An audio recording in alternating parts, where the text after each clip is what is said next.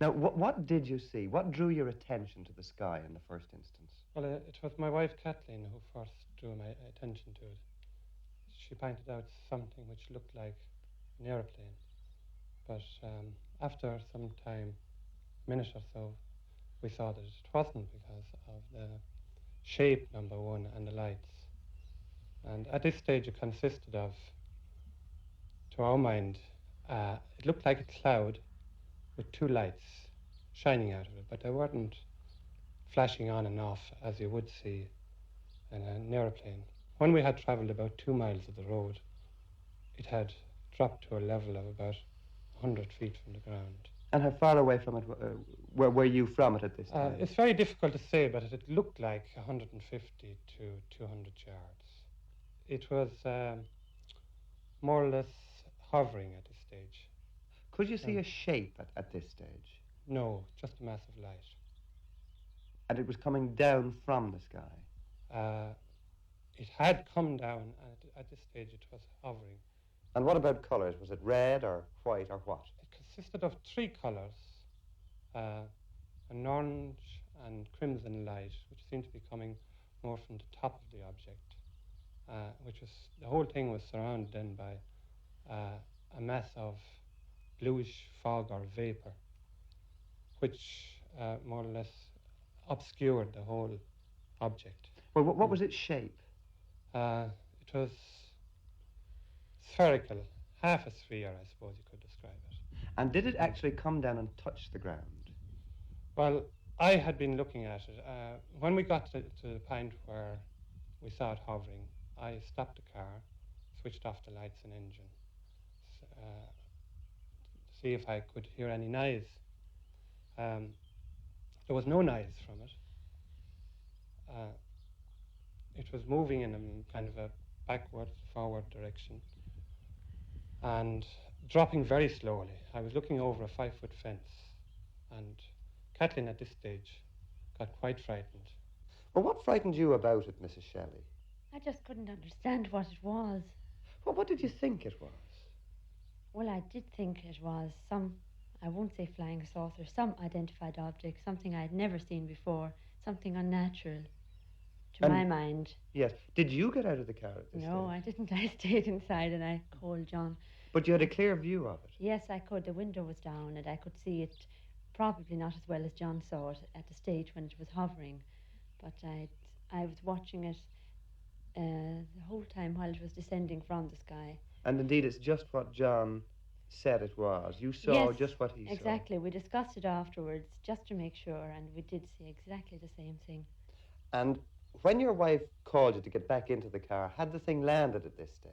Well, it was just dropping below eye level at this stage, and my reaction then was to go down after it. And I was just about to climb the fence when Kathleen called me back.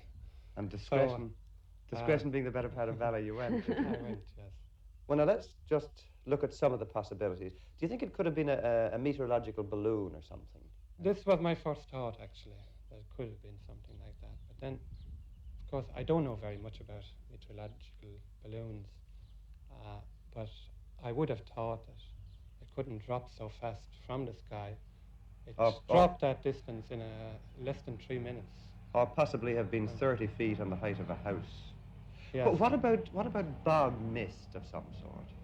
Did this occur to you? It did occur to me, yes. Well, now you've had a week or more to reflect on this.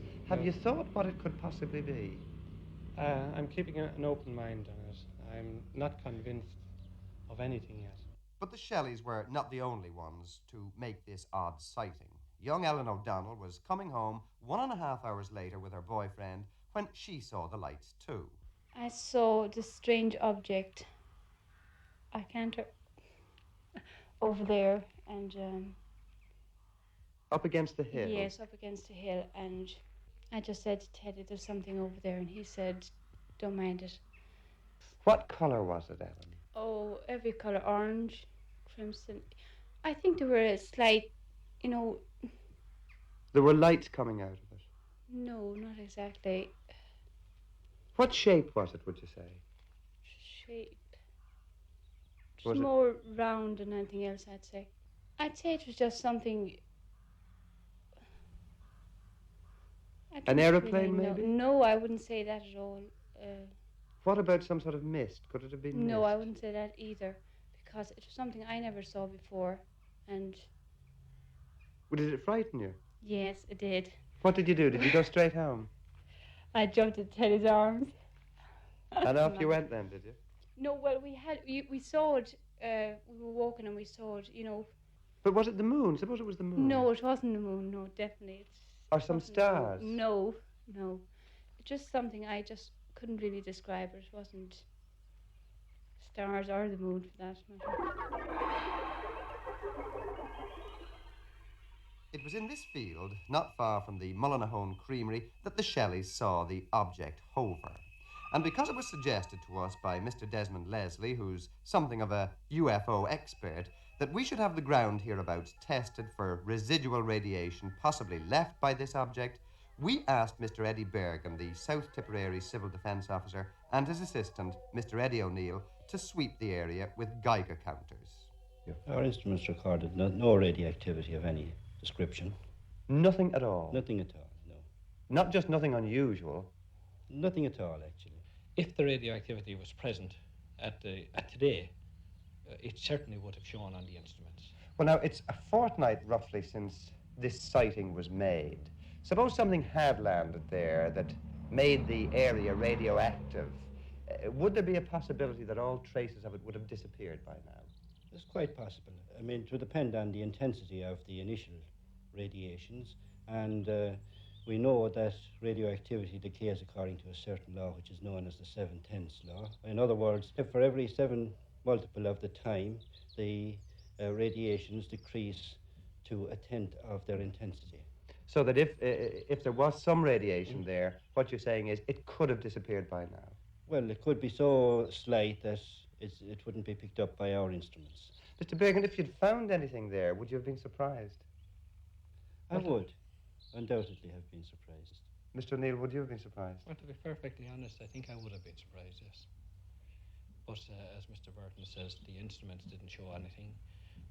It's possible that an initial radiation there could have decayed over the past 15 days, but as I say, I don't think I expected to find any radiation present.